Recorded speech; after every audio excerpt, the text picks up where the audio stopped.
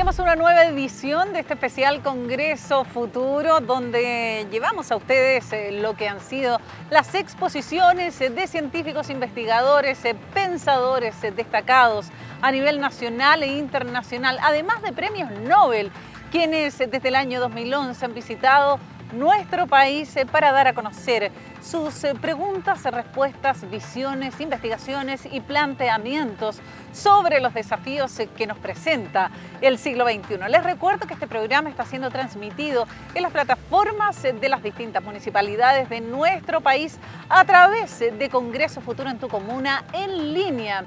Estamos en alianza con la Asociación Chilena de Municipalidades para acercar la ciencia y el conocimiento a públicos más específicos. Nos vamos a quedar con la charla magistral ofrecida por Rob Knight en el año 2019. Este doctor en Ecología y Biología Evolutiva publicó el libro Sigue a tus intestinos, que trata en modo de humor de cómo las bacterias afectan nuestro organismo. En el año 2019, cuando comenzó su charla, nos dijo que antes de preguntarnos qué especie queremos ser, debemos preguntarnos qué especie somos. En esa oportunidad nos señaló que el cuerpo es 43% humano. Aquí está la charla magistral de Rob Knight, ofrecida en 2019 en Congreso Futuro.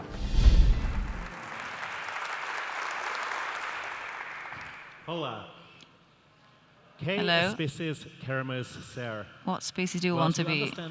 Bueno, para entender esa pregunta, ¿qué especies queremos ser? Tenemos que primero entender qué especies somos.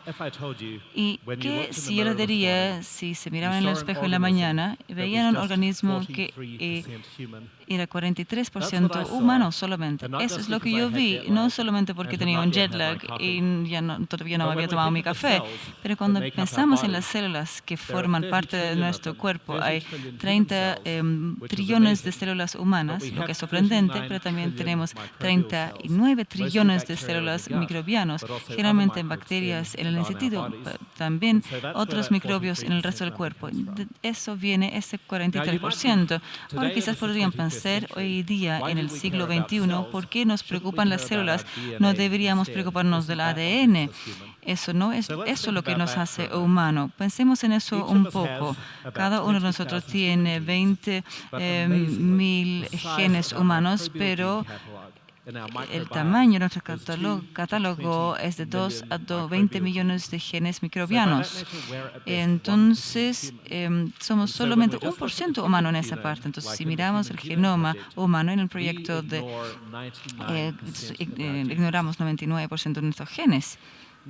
Ahora, yo sí le diría que pueden tomar una droga que va a cambiar la mayoría de los genes en el cuerpo.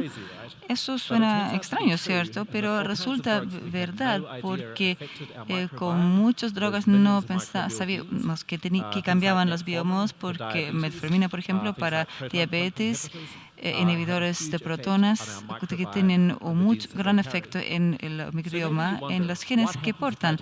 Ahora quizás se preguntan qué pasa si tomo esta droga, voy a ser un superhéroe o voy a estar paralizado por la vida. No lo sabemos, no sabemos qué efectos estas drogas que cambian la mayoría de los genes en el cuerpo tienen en nuestros ecosistemas. Entonces, ahora cuando miramos a personas que nunca están expuestas a estas cosas, como los cazadores en Tanzania, ellos tienen microbiomas completamente diferentes y esta imagen es un poco compleja, pero les muestra que si vives un estilo de vida bastante tradicional, tienes completamente diferentes microbiomas en el intestino que si tienes un estilo de vida occidental.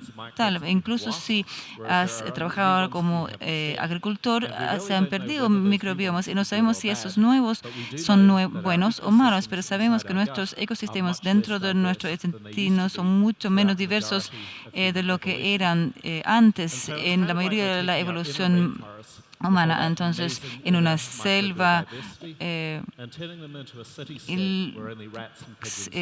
hay diferentes pájaros como que en la ciudad donde solamente sobreviven las ratas y otros. Ahora, cuando fuimos a Magallanes, en Patagonia, era muy sorprendente cuánto del paisaje se parece a Nueva Zelanda, de donde yo vengo, y se puede ver el parecido. Y como pueden ver, en ambos países obviamente queremos proteger estos ecosistemas maravillosos por su belleza, pero yo estoy segura que muchas personas, ustedes conocen el libro de Rachel Carson, Silent Spring, donde en los 60 documentó varios pesticidas y DDT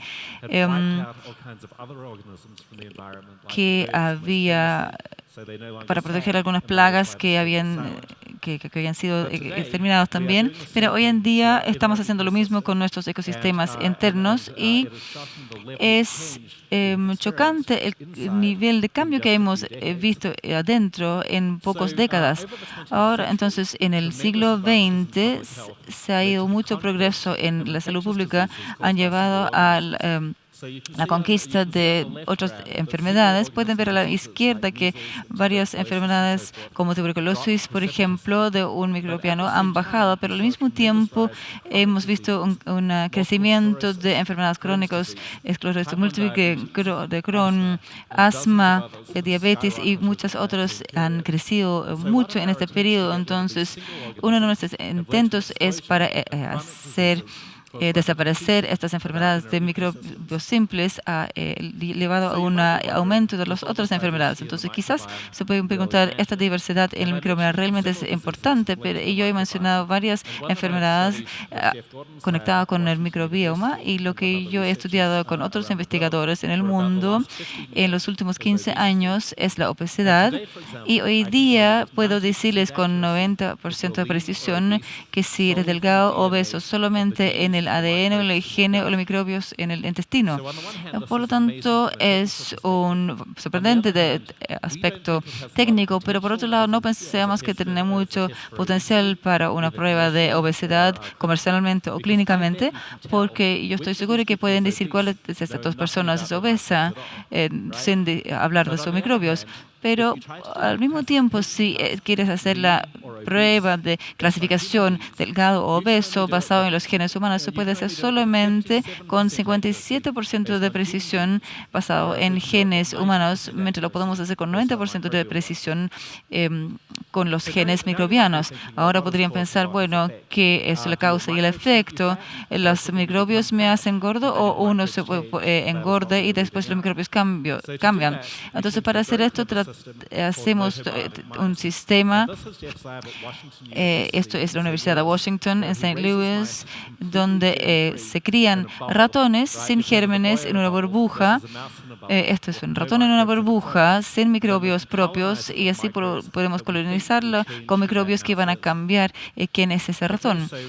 Por lo tanto, sorprendentemente, si comienzas con la digestión de una persona obesa y si los pasas a estos ratones, se obtiene un ratón obeso. Si hacemos lo mismo con la digestión de una persona delgada, el ratón se queda delgado. Entonces podemos transferir este aspecto importante de cómo de quién es la persona a través de la barrera de especies a un ratón, transfiriendo el microbioma y así podemos aprender cómo cambiar el microbioma en ese ratón para curar su obesidad. Y ahora quizás pueden pensar, esto funciona solamente para la obesidad porque el intestino está tan involucrado en la digestión, pero también sirve para otras como cáncer de colon, Parkinson, esclerosis múltiple, autismo, enfermedades cardiovasculares, diabetes tipo 1 y tipo 2, incluso la posibilidad de responder a quimioterapia y otras más. Entonces, de muchas maneras, nuestros microbiomas controlan nuestra vida. Entonces, si mira este pocillo de arroz, es bastante saludable, ¿cierto? Pero los investigadores en Israel han mostrado que quizás para su nivel de azúcar sería mejor comer ese helado, pero solamente eso para algunas personas. Entonces, tienes que saber, obviamente, si estás en la categoría de personas que tienen que comer arroz o en la otra categoría de que deben comer helado. Entonces, los microbios son los que decidan. Y Ahora no es solamente lo que nos comemos, pero también qué nos come a nosotros. Entonces, por ejemplo, mi socio Amanda es mordido por mosquitos todo el tiempo, mientras a mí casi nunca me muerden. Y siempre pensamos que el otro estaba loco cuando fuimos a acampar, pero parece que los microbios en nuestra piel es diferente, que atrae o no atrae a los mosquitos. Entonces, quizás a ti no te pueden picar y a otros quizás 10 veces más. Y el secreto está en el microbioma. Yo mencioné las respuestas de droga brevemente. Resulta que todo lo que tiene que ver de mediquinos contra el dolor y también otros remedios, si funcionan para ti o si fracasan, depende del microbioma en el intestino. Hay muchos intereses para certificar pacientes, pero también ver si pueden cambiar el microbioma para que una droga que fracasó para ti antes, ahora sí vas a poder responder bien. Y quizás más sorprendentemente aún, los microbios que tienes incluso determinan con quién quieres hacer el amor. Por lo menos si eres un insecto de fruta, pero que todavía no lo hemos visto en humanos, pero quizás en algún momento un científico en alguna parte va a recibir la aprobación de ética para comprobar esto. Y quizás esto, lo que ven en un insecto de fruta, quizás se puede traducir también a los humanos. Entonces, para llegar al fondo, el proyecto de microbioma humano que Karen nos introdujo ayer, en que ella y yo y 400 colegas trabajamos durante 5 años. En las primeras publicaciones en el 2020 miramos 18 sitios de 250 personas y recolectamos 45 trillones de bases de datos de microbiomas. Esos son 1.500 personas, porque estos son mucho más y teníamos una cantidad de datos sin precedente, y también era lo terrible del proyecto. Y para ilustrar esto yo les voy a mostrar el primer archivo de datos del primer proyecto del microbioma. Este es la 0,1% del archivo y hay 17.000 más como esto. Entonces, como hacemos ecología, ¿cómo puede decir dónde vive quién en el ambiente de este archivo? Quizás ni siquiera puede decir si es una muestra oral y no lo saqué de la secuencia. Entonces, esto es un problema grande hoy día porque como tenemos proyectos de fuerte abierto y otro proyecto del intestino y de otras empresas, se puede hacer una descripción del microbioma y la secuencia de ADN, y es una pesadilla del doctor que llegas a su oficina y con una sonrisa y dice: doctor, aquí tengo buenas noticias para ti. Y yo he hecho mi microbioma durante una lista de 1.000 especies que encontraron en el intestino, y con todos esos datos seguramente me puede decir qué es lo que pasa conmigo, ¿cierto? Y ahora lo que va a hacer el doctor, él te va a referir a un psiquiatra porque eres demasiado loco para pensar que eso sería posible en 2 minutos.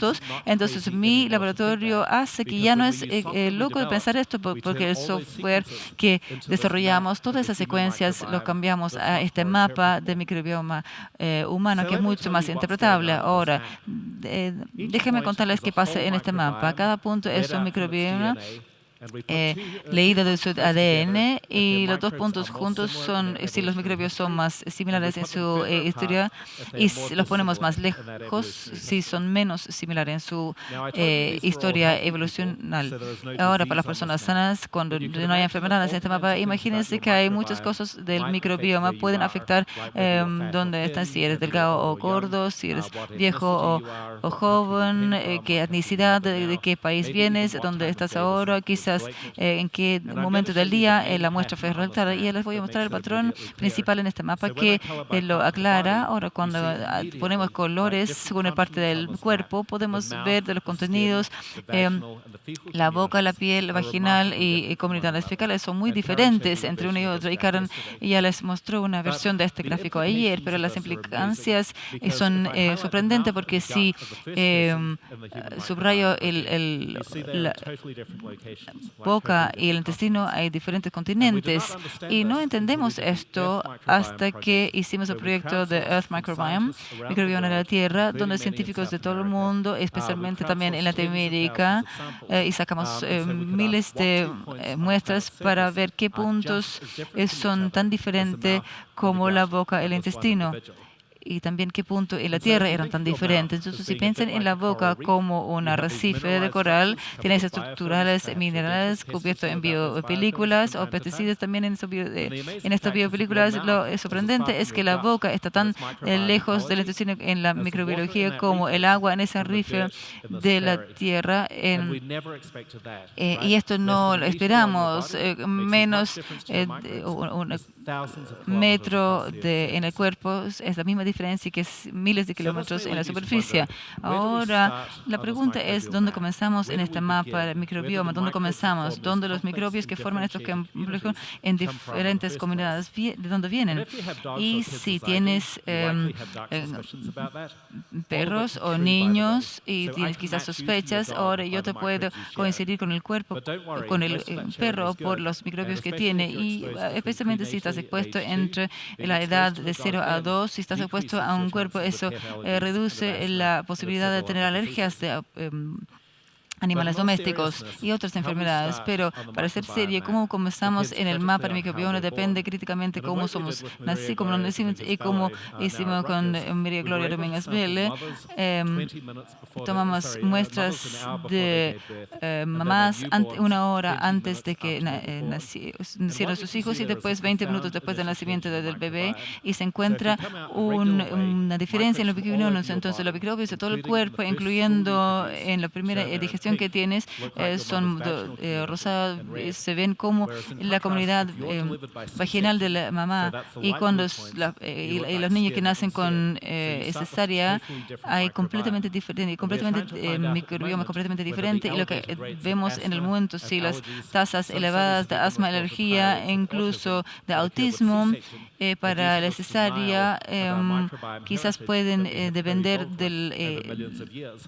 la herencia de microbioma, porque hasta hace poco cada mamífero que sobrevivió, que reprodujo, ha sido pasado por el canal de nacimiento y tiene ese derecho de nacimiento de los microbios. Esto ocurre inicialmente, quizás se pueden preguntar qué pasa después, a dónde vamos en el mapa.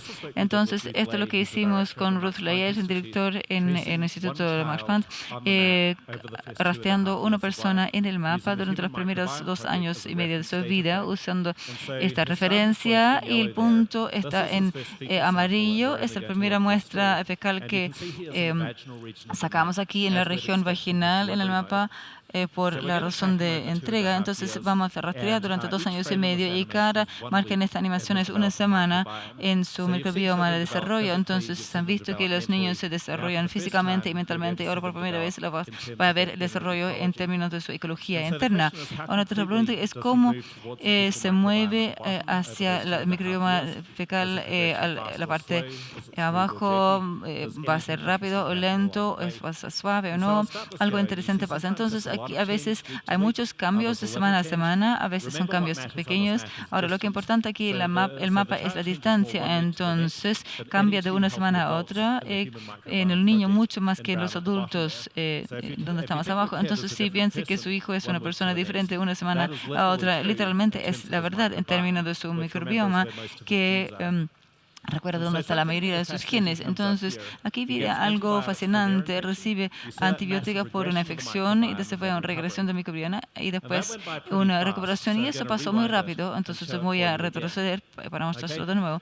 Entonces, lo que ocurre aquí, se le dan amoxicilina oral para una infección y se ve esta regresión del microbioma de un desarrollo en meses, y después en pocas semanas se devuelve donde estaba, y cuando tiene 2 años y medio está en la parte normal del gráfico. Pero no todo el niño es resiliente a la antibiótica, y no todos los adultos tampoco. En parte lo que estamos haciendo es tratar de averiguar por qué. Quizás por qué se preguntan por qué para a los 2 años y medio, y es mucho más fácil porque después ya puede controlar su esfínter. Entonces muchos estudios paran en esa edad. Entonces porque los niños pueden controlar mejor. Bueno, quizás si tengo un niño que nació por cesárea, puedo hacer algo para cambiar su microbioma inicial al nacimiento, y eso tiene un significado personal para mí, porque con mi propio hijo que nació 1 año después de que hicimos el estudio que les mostré, teníamos un plan de nacimiento muy detallado donde queríamos un nacimiento natural y quería amamantar amamentar y como saben, como padre, cuando nace tu hijo, todos los planes salen por la ventana. Entonces tuvimos una cesárea. Estamos muy nerviosos, conociendo el riesgo elevado de muchas enfermedades. Entonces después el personal estaba afuera, pudimos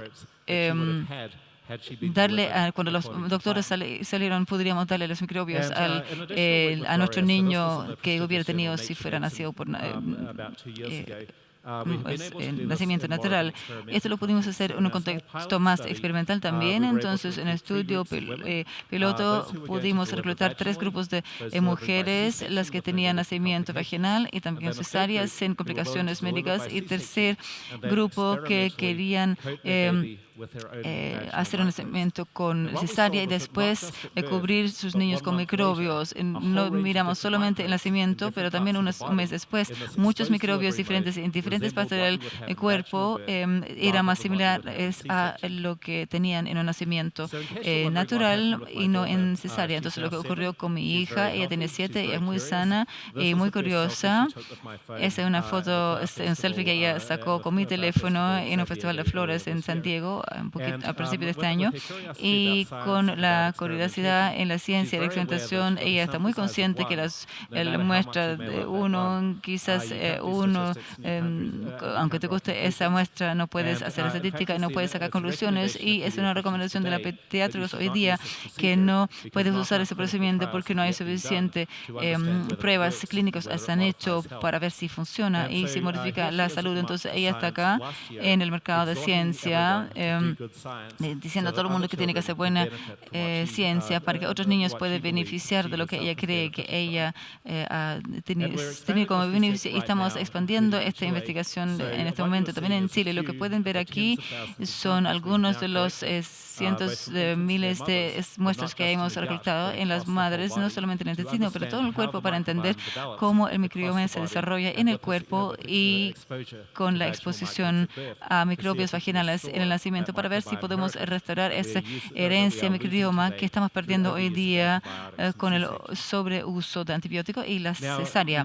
Ahora quizás podrían estar en pánico en este momento. Yo les debería decir que el resultado más probable si tienes cesárea es que vas a estar bien, pero el nivel de población empiezan a haber enfermedades. Pero lo que es interesante es que la evidencia epidemiológica que se está acumulando. Ahora, la evidencia epidemiológica acumula que la combinación de antibiótica y cesárea en el nacimiento es especialmente problemático, pero esto puede ser eliminado por la leche materna. Entonces, lo que estamos haciendo en San Diego con el Centro de Investigación Mundial del Amamantamiento, estamos tratando de ver que con lo que está en leche materna lo podemos meter en una fórmula para las mamás que no pueden amamantar pueden beneficiar sus hijos también. Esto pasa cuando somos jóvenes y qué pasa cuando somos adultos. Muchas personas han estado bien curiosas. Entonces, en 2012 lanzamos el proyecto Intestino Americano. Entonces, tienes que puedes participar con varios criterios de exclusión. En Estados Unidos queremos que todo el mundo participa, entonces tenemos financiamiento, $99 es el costo de secuencia en esa muestra, entonces lo podemos agregar al proyecto y podemos escalar esto porque cada participante apoya el costo. Entonces, no todo el mundo le interesa tanto que estos son niños en el colegio y cuando hacemos una presentación, y algunos de los resultados de American Gut han sido bastante, no son tan sorprendentes. La idea es que tú eres lo que comes, no es nuevo. Esto fue una pintura de los 1500, pero lo que es sorprendente de qué aspectos de que lo que comes son importantes. Entonces, si eres un omnívoro o una dieta occidental o vegetariano, incluso si dices que te hacen una paleodieta o eres vegano, no hace ninguna diferencia a los microbiomas en general, pero en contraste el número de diferentes especies de plantas que comes en la semana antes de dar la muestra tiene más efectos si eres vegano o si tienes enfermedades como dietas. y otras enfermedades intestinales, y también tiene un mayor efecto que todas las drogas que mencioné. Entonces, lo sorprendente es que la alimentación puede ser una droga para recambiar la mayoría de para reformar las biomas en el cuerpo. Y un ejemplo por qué reformamos estos genes en el ecosistema, y pues eso es importante, eso es donde están en el mapa, y yo les voy a mostrar lo que hicimos con Alex Turcio Mercedes en la Universidad de Minnesota en una enfermedad difícil que es una resistencia contra antibióticos de diarrea que es cada vez más prevalente en el mundo. Y voy a agregar los microbiomas de intestino con personas que tienen CIDES, esta enfermedad. Pueden ver estas partes naranjas que están en diferentes partes del mapa de una muestra sana, que es diferente. Entonces, lo que va a ocurrir, 4 de estos pacientes van a recibir un trasplante fecal de un donante. Y como pueden ver, el donante está en la región sana del mapa. Ahora, si usted se pregunta qué realmente es un trasplante fecal, esto es Bill Sanborn, que va a dar uno, tiene una digestión de un paciente porque en Estados Unidos la digestión es una droga porque tiene un efecto terapéutico. Ahora, recuerdan de lo diferente que son estas comunidades. Quizás no piensen que podemos ver ningún efecto en esta escala grande, en donde las arena y el fondo del mar son tan distantes, pero yo les voy a mostrar una animación ahora, una semana, antes era una semana cada imagen, va a ser solamente un día en los microbiomas de los pacientes con una transplantación fecal. Pero la pregunta es la misma, ¿cómo van a ser similar a una persona sana? ¿Y esto va a ser rápido o lento, o va a ser suavemente o no? Voy a comenzar, vamos a hacer inmediatamente, después de 2 o 3 días, toda la ecología microbiana se resetea a un estado sano y van a producir una digestión sana, quizás a veces primera vez en años en vez de ir 2 veces al día al baño. El último estudio de gran escala que conozco, comparando directamente trasplante fecal con antibióticos, tenía que pararse antes porque los antibióticos eran 30% efectivo, que es típico para una persona con C. diff. El trasplante de fecal era 90% efectivo, también es típico. Entonces se considera poco ético de retener este trasplante fecal para el antibiótico. Entonces cuando empezaron con el trasplante fecal, el 90% recuperó. Entonces el desafío es que para ¿qué otras enfermedades podemos identificar problemas con el microbioma cuando eso es obvio en este problema que te estoy mostrando ahora, o si es más sutil que problemas en autismo, obesidad, por ejemplo, y toda la complejidad de estos miles de especies y convertirlo en una muestra como esta, que con un eje que separa los enfermos de los sanos. Ahora, tenemos que para todas las diferentes enfermedades, con el microbioma, como por ejemplo las enfermedades más obesidad y autismo, por ejemplo, que es muy rara. ¿Cómo podemos ver lo bueno y lo malo en este mapa? Tenemos que ir más allá, tenemos que desarrollar un GPS de microbioma que dice no solamente dónde estoy ahora, pero dónde quiero ir y qué debo hacer paso por paso para obtener esto. Cuando un trasplante fecal parece tan difícil en fondo, o quizás simplemente comer más verduras. Entonces, otras prebióticas en nuestro caja de herramientas de desarrollo. Tenemos que desarrollar este GPS de microbioma y hacer que sea tan fácil de usar que incluso los niños lo pueden usar. Entonces se pueden imaginar un baño inteligente que cuando tiras la cadena, que pasa la información a un androide y estoy en un buen lugar y en un mal lugar, y como estoy desde la última vez que fui al baño. Entonces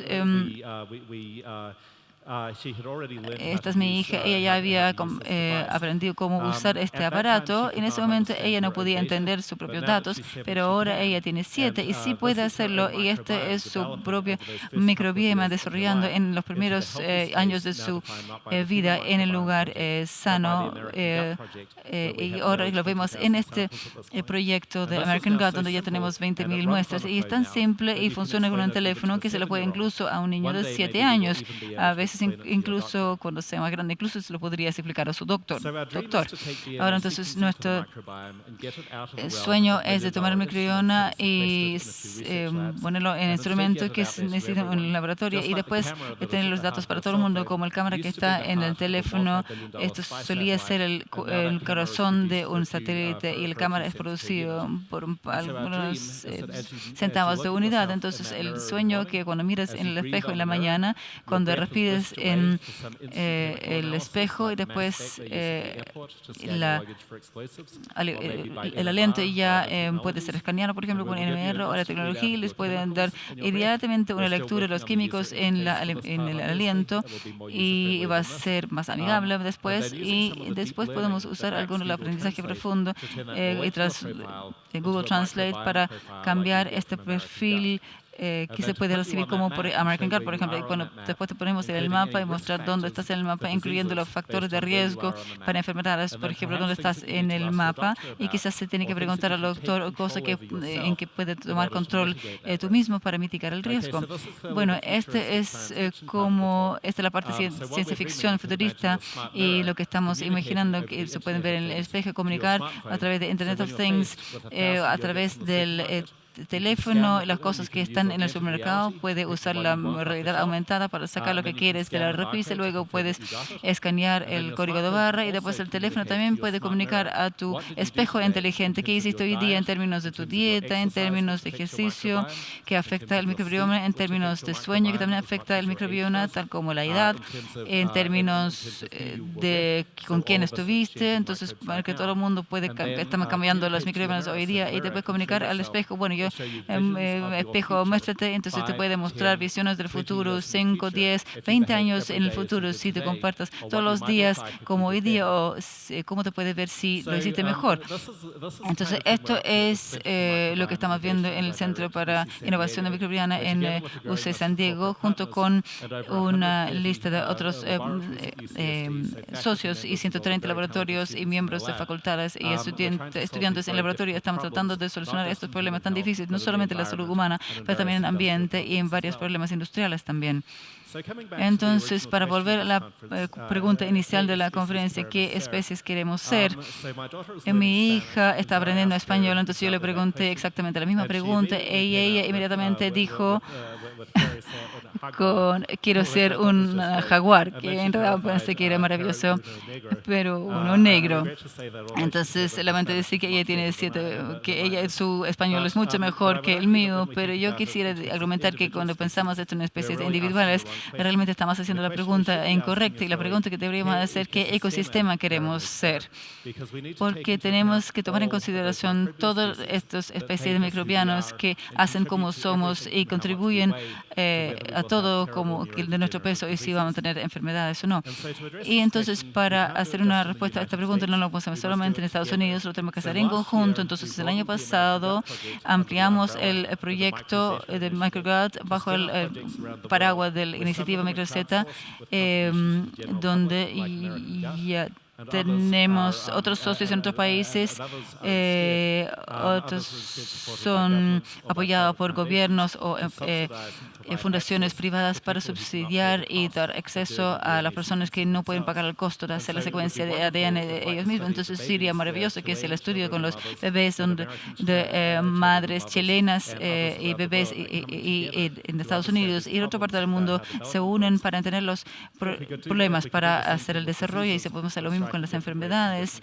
Vamos a tener diferentes tasas en diferentes países y una parte importante es preservar la herencia microbiana donde podemos actuar ahora y regular el microbioma de algunas etnias que se están extinguiendo también en la Antártica. y esperamos que Chile va a ser un socio notable en esta empresa global. Entonces, con esto, muchas gracias. Realmente aprecio la invitación para estar aquí en este congreso y han sido anfitriones maravillosos y un público maravilloso. Muchas gracias.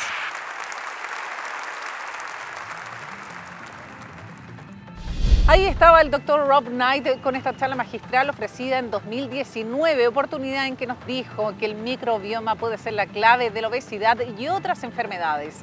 Haremos un breve alto en este especial Congreso Futuro. Estamos llevando a ustedes la ciencia y el conocimiento de más de 700 expertos que han visitado Congreso Futuro desde el año 2011. Rumbo a los 10 años de Congreso Futuro. Volvemos con más de estas exposiciones.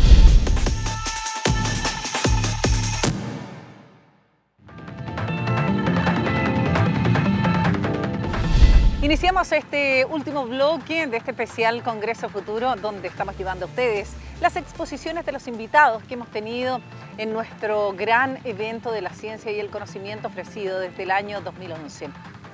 Este año, 2020, llevamos a cabo Congreso Futuro en el Teatro Oriente.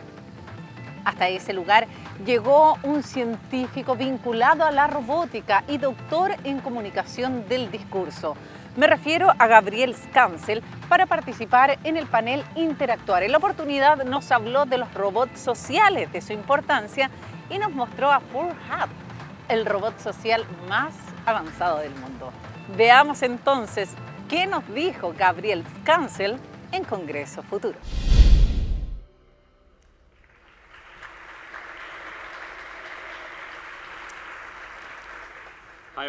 Hola a todos. En la década pasada hemos visto grandes logros en inteligencia artificial. Hemos visto máquinas que le pueden ganar a un campeón mundial, máquinas que pueden diagnosticar cáncer, etc. Pero en lo que yo estoy interesado es si podemos construir máquinas que tienen inteligencia social. ¿Y a qué me refiero con esto? Básicamente lo que yo quiero hacer es construir una máquina que pueda hacer esto, lo que usted ve acá, de participar en una interacción social con las personas. Eso puede que no se vea como algo tan grande porque lo hacemos todos los días, pero el hacer esto como máquina termina siendo algo extremadamente complicado, porque tienes que leer la atención de los otros, tienes que predecir sus acciones, coordinarte con ellos, y haces esto al leer sus expresiones faciales, su tono de voz, etc. Ahora, tú puedes preguntarte por qué yo necesitaría una máquina para hacer esto. Pero hay aplicaciones prácticas para esta tecnología. Por ejemplo, en el cuidado de la salud tenemos robots que ayudan a las personas a ir al baño. O en producción, algunos que pueden instruir para hacer tareas por nosotros. Estos robots no nos hablan, pero claramente eso es lo que uno le gustaría que hicieran para interactuar con ellos. Luego están los robots sociales que pueden funcionar en lugares públicos, contestar preguntas o en la educación. Ahora, el problema acá es que lo que los humanos son buenos para ciertas cosas que las máquinas no son buenas. Una vez más, nosotros como humanos pensamos que lo que está a la izquierda es, mientras que computar grandes números y planificar en forma adelantada son cosas que las máquinas encuentran fácil de hacer. Entonces ese ha sido el problema por largo tiempo y por eso no tenemos estas máquinas alrededor de nosotros aún. Lo que pasó en los últimos 10 años es que hemos tenido progreso en inteligencia artificial, especialmente en aprendizaje profundo, redes que son inspiradas por el cerebro humano y que procesan de manera similar esto que les puedes dar caras y le puedes decir, esta es una cara triste, esta es una cara contenta y la máquina puede aprender a leer las caras. Y antes de esto, por ejemplo, ¿dónde están los ojos y la boca? Nosotros tratamos de no decirle eso porque ellos solo se dan cuenta. Y esto es fantástico para reconocer caras. Obviamente también se usa para reconocer el discurso y el lenguaje. Y solo en el último año esto ha aumentado hasta casi en un nivel humano. Una vez más, es gracias a estas tecnologías de aprendizaje profundo. Pero ustedes pueden preguntarse por qué querría hablarle a un robot si puedo hablarle a mi smartphone o mi smart speaker. ¿Qué tiene el robot? Y una manera de entender la diferencia es compararlo y decir, ¿por qué yo llamo a alguien por teléfono o por qué quisiera juntarme con alguien en persona si puedo hablarle por teléfono? Queremos ver a la persona en persona. Es mejor tener una reunión con personas si uno se junta con ellos en persona, como la foto de la derecha. Lo mismo con los robots, porque uno puede leer la expresión de las personas y quién seguramente será la próxima persona en hablar. Eso se hace difícil si tenemos una conversación por Skype o por teléfono. Parte de esto es la cara, por supuesto. Si hay un robot que tiene una cara, que pueda expresar emociones, etcétera, y si hay una cámara que pueda ver a las personas alrededor, va a ser poderoso, extremadamente. A través de la cara, como humanos, podemos identificarnos, podemos reconocer a las personas, podemos inferir si tenemos su atención y fácilmente podemos tomar turnos, leer emociones, podemos dar retroalimentación entre nosotros y también recrear para poder entender lo que están diciendo ellos. Esta capacidad de procesar las caras es algo que la evolución nos ha otorgado. Los bebés comienzan a ver las caras desde el inicio y comienzan a identificarlas. Y como adultos encontramos caras en todas partes cuando miramos, porque nuestro cerebro está cableado para reconocer caras. ¿Por qué no darle a las máquinas entonces una cara que sea más parecida al humano?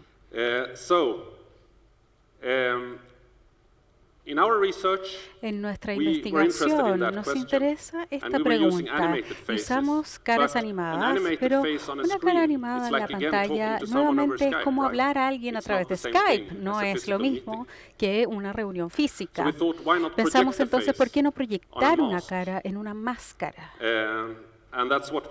Y es lo que hicimos en la investigación. Pueden ver la imagen ahí. Luego le pusimos un gorro de piel para cubrir la parte técnica. Muchas personas les interesó esto. ¿Puedes comprar esto? Nos preguntaban y dijimos, claro, deberías poder comprarlo. Comenzamos esta empresa entonces robótica y comenzamos a desarrollar esto y hoy se ve así. Y tengo aquí el robot conmigo. Entonces, sí, vamos a ver si tal vez podamos tratar de interactuar aquí con el robot, a ver si puede despertar. Ferret es el nombre.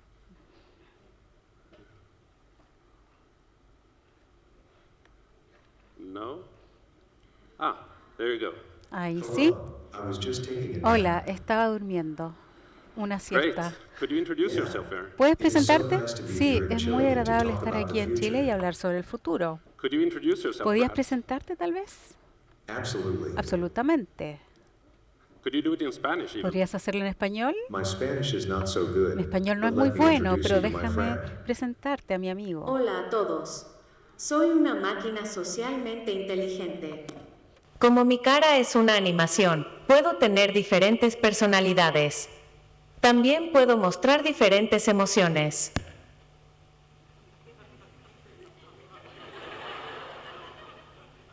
No tengo ojos ni oídos, pero tengo una cámara y micrófonos para poder escuchar y ver a las personas con las que estoy interactuando. Bien, estoy de vuelta. ¿Algo más que pueda hacer por ti? No, está bien, muchas gracias. Bueno, vuelvo a dormir. Avísame si me necesitas nuevamente. Muchas gracias. Ahora, después podrías preguntarte, ¿para qué podemos usarlo? Y quiero mostrarle un video. y muestra lo que creemos que sería útil y todavía no está todo listo, pero podemos hacer bastante de lo que se ve. Veamos el video. Buenas tardes, ¿podrías decirme dónde puedo comprar el boleto del tren? Su boleto puede conseguirlo allá. Muchas gracias. De nada. Para la capital, ¿dónde está? Mira que lo necesito llegar, pero ya llevo tiempo buscando y todo eso. Yo no entiendo lo que quiere decir ahí, por favor. ¿A qué hora sale su tren? Tenemos que llegar ahí a tiempo porque si no, no vamos a llegar al aeropuerto porque mi marido aquí se empeñó en llegar aquí sin gomas. Estamos 15 minutos en tráfico. 15. Mira, tú con esos tacones que tienes, por eso llegamos tarde a todas maneras. ¿Mis tacones míos? Hay un tren que sale a las 12:10. ¿Será ese el suyo? Sí, ese es. ¿Dónde queda? Lo tiene a su derecha, en el andén 3. No se preocupe, tardará 2 minutos en llegar. El tren sale dentro de 6 minutos. Ay, qué bien, ¿eh? Muchísimas gracias. Tal vez debería haberme casado contigo. ¿En serio? Siempre quise un anillo de compromiso. Les deseo un buen viaje. ¿Te estás jugueteando con mi mujer? No. No, pero... No entiendo qué... So again,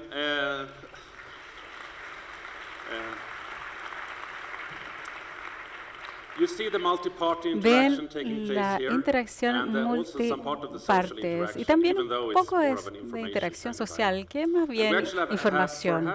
Y también pueden ver aquí en la estación de Tokio, en colaboración con el Deutsche Bank, tenemos también en los aeropuertos, en la estación de trenes de Berlín, y responde preguntas. Aunque no puede flirtear. Este es otro caso que estamos trabajando para utilizar los robots para hacer entrevistas laborales. La idea es que cuando lo contacta una empresa que hace reclutamiento, les dice, tenemos este problema de sesgo. Cuando se introducen las personas tenemos muchos sesgos, entonces no solo afecta la forma que uno evalúa a un candidato, sino que también afecta la forma en que uno realiza la entrevista laboral. Tener un robot significa que uno puede hacer esta entrevista de la forma exacta en cada candidato, y el robot es más bien ciego a los factores que nosotros los humanos no lo somos, y así el humano evalúa la transcripción de la entrevista. Esas son algunas de las cosas para las que se puede utilizar. ¿Y dónde estamos hoy? Hay muchos problemas todavía que tenemos que resolver. Uno, aprender de algunos ejemplos. Hay que dar ejemplos al robot para que aprenda una nueva tarea, y ese es un problema. Si lo aprende en un dominio o en una tarea y luego quieres usar el robot para otra tarea, básicamente hay que reentrenarlo. Es muy difícil reutilizar este conocimiento. Ahí estamos trabajando bastante. Entender las intenciones humanas es muy difícil como humano. Si usted dice, ¿sabes qué hora es? Uno simplemente no dice sí. Uno entiende que la pregunta realmente es que quiere saber la hora. Y en eso somos buenos, y las máquinas no son tan buenas hoy. Si está en una reunión y pregunta esto, podría significar eso, o tal vez debería significar que deberíamos terminar la reunión, tal vez. Similar con el humor y la creatividad es un problema. También, por supuesto, cómo confiar en las decisiones que toman estas máquinas. Podemos ver realmente cómo han tomado estas decisiones, lo que es importante también. Otras preguntas, ¿estos robots van a tomar nuestros trabajos? Y parece que sí, se ve como un humano, está reemplazando obviamente a un humano que hizo esa tarea, eso es lo que pensamos, y por supuesto en la historia los humanos han tenido mucho miedo en que las máquinas tomen sus trabajos, los reemplacen. Y creo que no necesariamente es el caso, hemos visto que aún tenemos muchos trabajos, aún cuando las máquinas hacen bastantes trabajos que nosotros hacíamos antes. Si vemos un ejemplo de un robot viendo a una persona en la casa, es algo que me encantaría tener en mi casa, pero no tengo una persona que haga esto para mí hoy, entonces el robot no va a reemplazar a nadie realmente, y creo que es lo mismo para muchas tareas. Vamos a tener muchas más situaciones. Si tuviéramos a robots en los colegios, no va a reemplazar al profesor, sino que puede asistirlo y ayudar y hacer más ejercicios tal vez. No creo que este sea un problema. Otra pregunta interesante, si hacemos estos robots más parecidos a los humanos, ¿cómo va a afectar nuestras relaciones entre nosotros? Y podemos tomar esta cita. Yo no estoy de acuerdo, debo decir, de Immanuel Kant. Los animales no son autoconscientes y simplemente es un medio para un fin. Luego termina el mal y luego tenemos deberes hacia los animales porque así cultivamos los deberes hacia los seres humanos. Pero creo que aquí sí hay un punto. Entonces, la forma en que interactuamos con los robots debería ser similar hasta cierto punto a la forma en que interactuamos entre nosotros. Como ejemplo, Amazon. Hace un año más o menos, alertó a los padres porque los niños habían aprendido a través de Echo. Les decían, prenda la música, den esa información.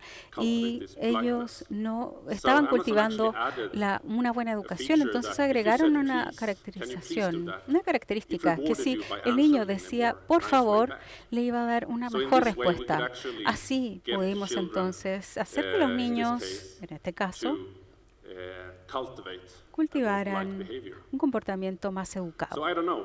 No sé, tal vez los robots puedan enseñarnos a ser más amables entre nosotros. Vamos a ver. Muchas gracias.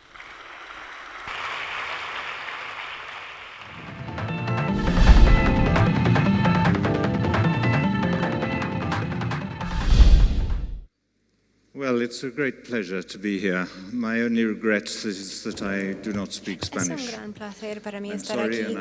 Me arrepiento de no poder hablar español, sin embargo, agradezco que me permitan hablar en inglés.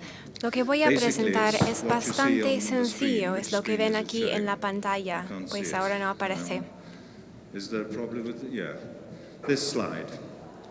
Esta diapositiva, básicamente, entre mayor la brecha en el ingreso, mayores son los problemas relacionados con la salud y el sector social. Las sociedades más desiguales tienen mayor brecha en cuanto a la atención de salud, bienestar infantil, madres adolescentes, la obesidad, etc. Un gran rango de problemas. Y eso se lo voy a demostrar y luego les voy a dar algunas sugerencias sobre lo que está pasando por debajo de la superficie, lo que subyace estos datos. Y creo que los expositores que me siguen también van a darles una idea más clara. Mi coautor, Kate Pickett, que está allí en el público, creemos que las explicaciones sobre la sensibilidad a las jerarquías sociales vienen de la evolución de la psicología. Voy a hablar sobre los países más desarrollados y más ricos y en toda la distribución. Lo que ven aquí es PNB per cápita, es decir, este es el rango de crecimiento económico entre los países más pobres hasta los países más ricos. Y vemos aquí en las tempranas etapas del desarrollo económico, las tasas de mortalidad infantil caen. La línea azul representa la tasa de mortalidad infantil en la sociedad más desigual, con la mayor brecha entre ricos y pobres. La línea verde abajo demuestra que a lo largo del transcurso del desarrollo económico, las sociedades más iguales tienen menores tasas de mortalidad infantil y lo mismo aplica a otros problemas. Lo vemos en el caso de la expectativa de la vida. Entre más desigual, menor la expectativa de vida y viceversa, por lo que podríamos meter tres líneas aquí que comparan la expectativa de la vida en países más desiguales y menos desiguales. Yo les enseño esta gráfica porque queda bastante claro cuán rápido la salud puede mejorar en las tempranas etapas del crecimiento económico y luego se tiene estancamiento. Y vemos aquí que a la derecha, en los países más ricos, ya no hay correlación entre PNB per cápita y expectativa de vida, incluso durante 30 o 40 años.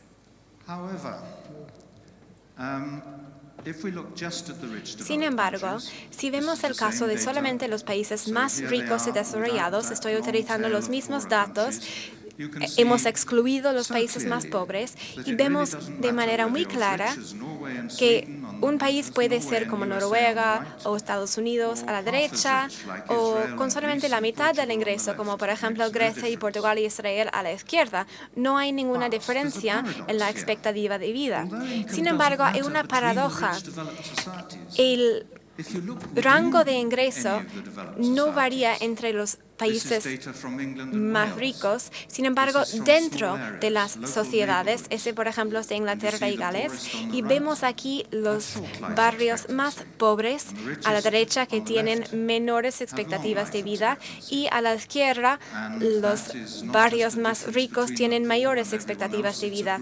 Ese es un gradiente que transversa la sociedad, y para entender la salud no podemos pensar solamente en las personas sin hogares y también los más pobres. Hay que entender la clase media, la clase que está un poco por debajo de los ricos. La explicación sobre por qué el ingreso no es importante entre países, sino dentro de los países, es porque dentro de los países estamos viendo el efecto del ingreso relativo, cómo el ingreso de uno se compara con el prójimo en la sociedad, el efecto del estrato social y de las relaciones sociales que surgen. Y una vez que entendamos esta idea de que se trata más bien de la superioridad o la inferioridad, tenemos que empezar a pensar ¿qué pasaría si la brecha en el ingreso fuera mayor o fuera menor? Y eso es lo que les voy a demostrar. Los datos que utilizamos vienen del Reporte de Desarrollo Humano de la ONU. Y es una buena medida que podemos descargar los datos en línea y todos entendemos este índice.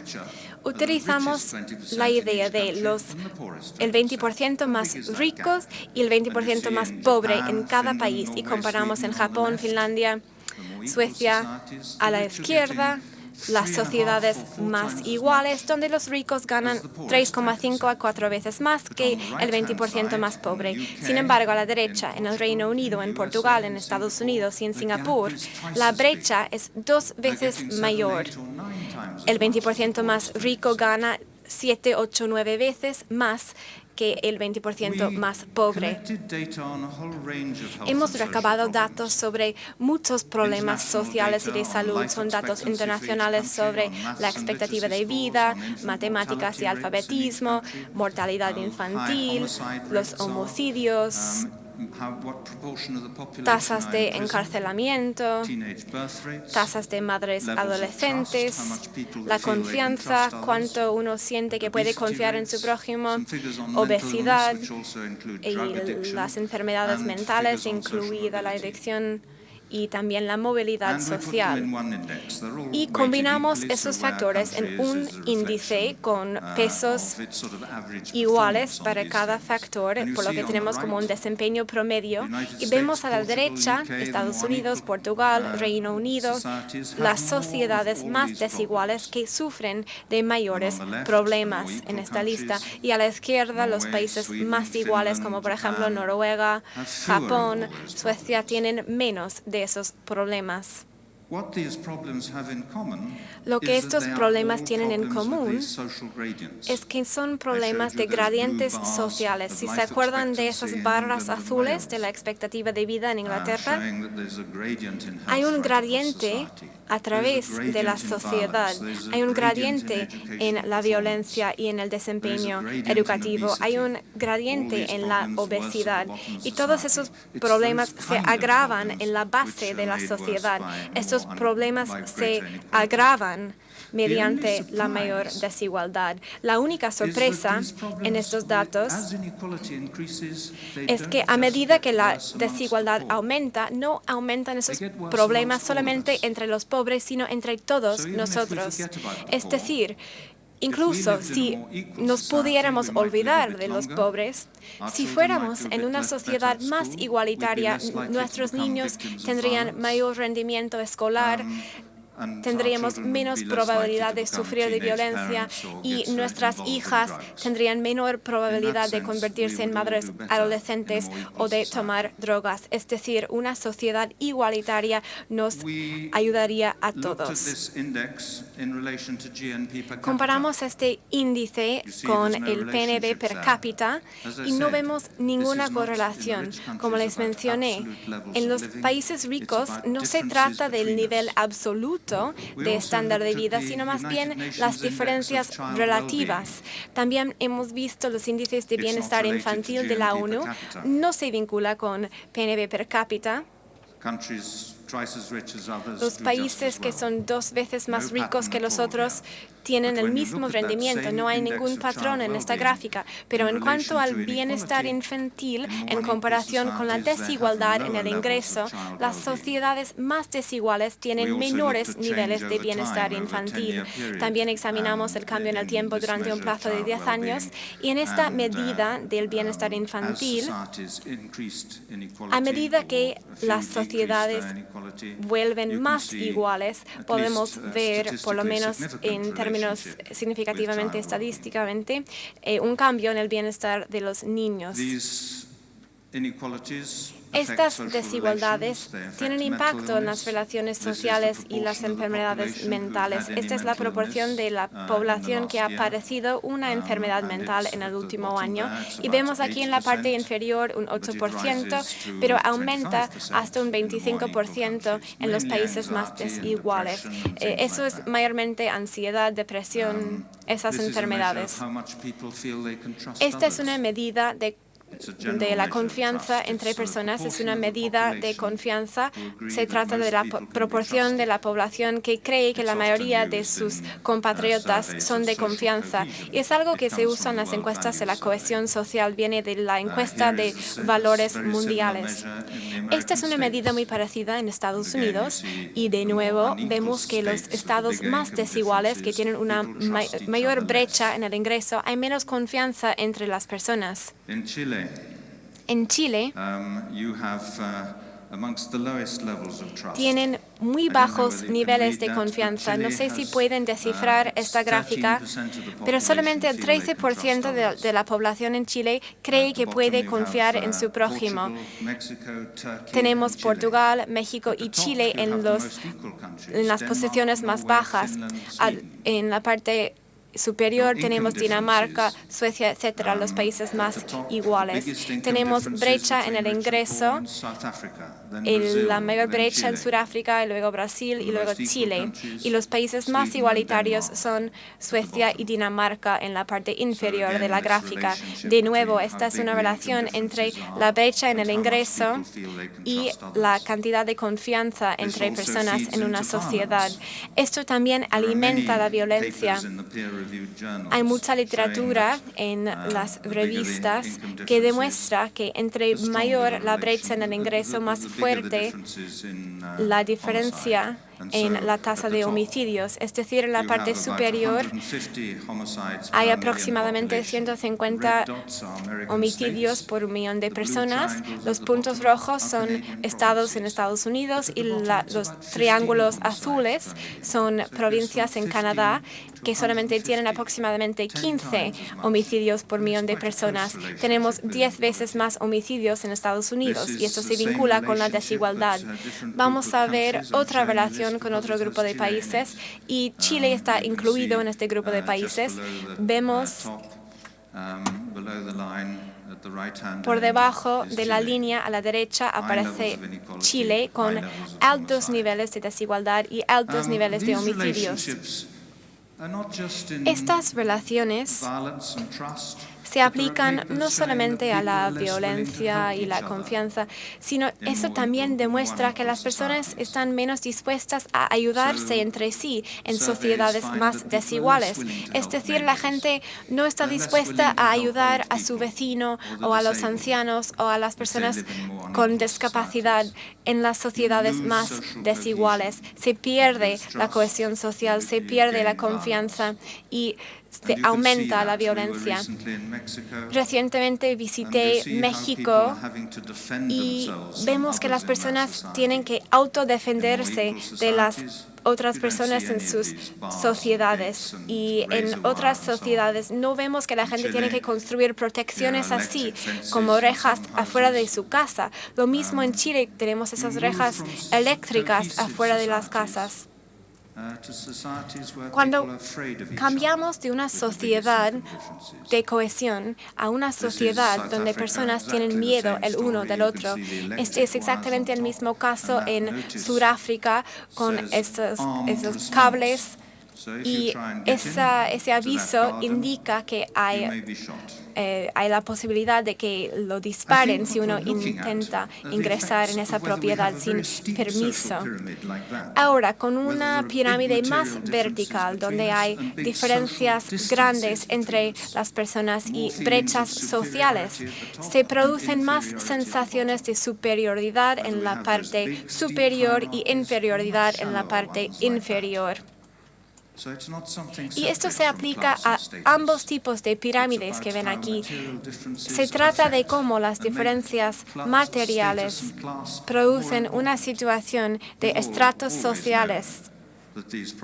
Todos sabemos que esos problemas son peores para la base de la pirámide. Siempre hemos reconocido ese efecto. Por otra parte, encontramos que la movilidad social es menor en los países más desiguales. Esta gráfica demuestra que el ingreso de su padre es el determinante número uno del éxito de uno en la vida y del ingreso de uno en la vida en una sociedad más desigual, como por ejemplo en Brasil y Sudáfrica y Chile, que en las sociedades iguales o más igualitarias.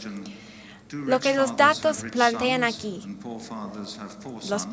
¿acaso los padres ricos tienen hijos ricos? ¿Cuánto importa el ingreso del padre? Y la respuesta es que el ingreso de los padres importa mucho en las sociedades desiguales y no tanto en las sociedades más igualitarias. Y por supuesto, a medida en que aumentan las brechas en el ingreso, hay algunas personas tan importantes en la parte superior y se producen prejuicios entre las personas en la parte superior y la parte inferior. Siempre nos preocupamos sobre cómo la otra gente nos juzga. Nos preocupamos por nuestra presentación, nuestro aspecto, lo que las otras personas piensan de nosotros. Y vemos la automejora, el narcisismo. Esta gráfica viene de un artículo de entrevistas con personas en varios países donde se les pidió compararse con las personas, digamos, promedio en su país. Sería como preguntar a uno, ¿usted cree que es más inteligente que los demás en Chile? ¿Usted cree que es más atractivo que otras personas? ¿Usted cree que es más generoso? Esas preguntas para autocalificarse. Y en los países más desiguales, las personas se presentan como más importante y más inteligente de lo que realmente son. Vemos el efecto opuesto. Si todos estamos preocupados por cómo nos juzgan, el contexto social vuelve problemático. Es muy estresante. Las personas se retiran de la vida social y personas con bajo autorrespeto tienen más depresión. Entonces vemos que uno puede o bien autopromoverse o uno puede perder autoestima en estas situaciones. Y vemos ambos casos en esos países. Y por supuesto, en sociedades más desiguales, todos tienen más ansiedad sobre su estrato social. Estos son grupos por ingreso. Tenemos el 10º más pobre y el 10º más rico de la población. Y estas líneas que reflejan la ansiedad por estrato social, las líneas superiores demuestran una alta ansiedad en las sociedades más desiguales, mientras la línea inferior demuestra un nivel menor de ansiedad en una sociedad más igualitaria. Voy a concluir con esto. Si este tema les interesa, hemos publicado un artículo que examina la causalidad entre estas relaciones o correlaciones que yo les enseñé y un libro que establece los datos, y es un libro que ha sido traducido al español, por lo que pueden leerlo en español. Gracias. Ahí estaba la charla ofrecida por Richard Wilkinson en Congreso Futuro 2016, en ese panel Sociedad, Confianza, Empatía o Individualismo. Recordamos que él, junto a Kate Pickett, fundó una organización dedicada a promover la comprensión pública de los efectos de la desigualdad. Nos vamos a despedir de este especial Congreso Futuro, pero con una reflexión que él nos dejó. Las sociedades más desiguales, con grandes brechas de ingresos entre ricos y pobres, tienen más violencia, peor salud, obesidad y embarazos adolescentes. De esta manera concluimos este especial Congreso Futuro. Estamos reviviendo parte de lo que han sido estos 9 años de existencia de este evento que nació en el año 2011 y que en el 2021 cumple 10 años de existencia.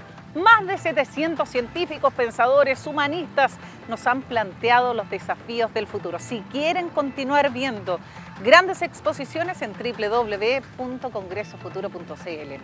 Además, les recuerdo que este programa se transmite en las plataformas de las distintas municipalidades de nuestro país. Estamos en alianza con la Asociación Chilena de Municipalidades a través de Congreso Futuro en tu comuna en línea. Gracias por habernos acompañado. Soy Jessica Soto Huerta. Nos volveremos a encontrar en una próxima edición de este especial Congreso Futuro.